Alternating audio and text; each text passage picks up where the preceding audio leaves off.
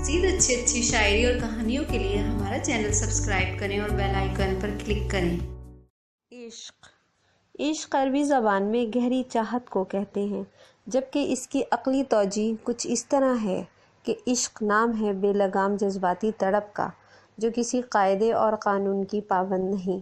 اس تڑپ کا تعلق محض وجدان سے ہوتا ہے، جبکہ انسانی شعور عشق کا متحمل نہیں، کیونکہ انسانی شعور اپنی عملی صورت میں کسی نہ کسی قاعدے یا قانون کا پابند ہوتا ہے، جبکہ عشق قواعد کا پابند نہیں۔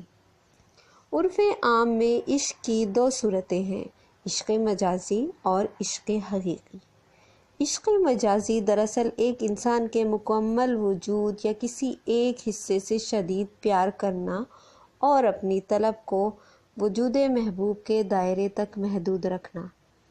دوسرے لفظوں میں کسی ایک بنی نوع انسان کے لیے اپنے آپ کو اس کی خواہشات کے مطابق ڈھال لینا یا وقف کر دینا عشق مجازی ہے، جبکہ عشق حقیقی میں محبوب کے وجود سے ماورا ہو کر اس کی ذات کا طالب بن جانا۔ اس صورت میں محبوب کا وجود موجود ہونا لازم نہیں، کیونکہ یہاں وجود کی حیثیت ہی باقی نہیں رہتی۔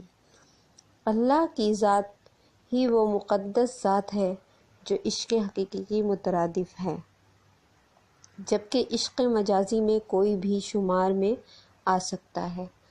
عشق مجازی اور حقیقی دونوں صورتوں میں محبوب کو بنیادی مقام کی حیثیت حاصل ہے، اور دونوں صورتوں میں محبوب انسان ہی ہوتا ہے۔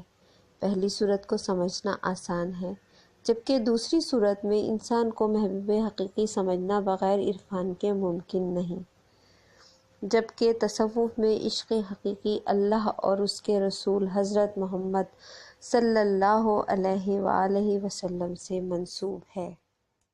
مزید اچھی شاعری اور کہانیوں کے لیے ہمارا چینل سبسکرائب کریں اور بیل آئیکن پر کلک کریں۔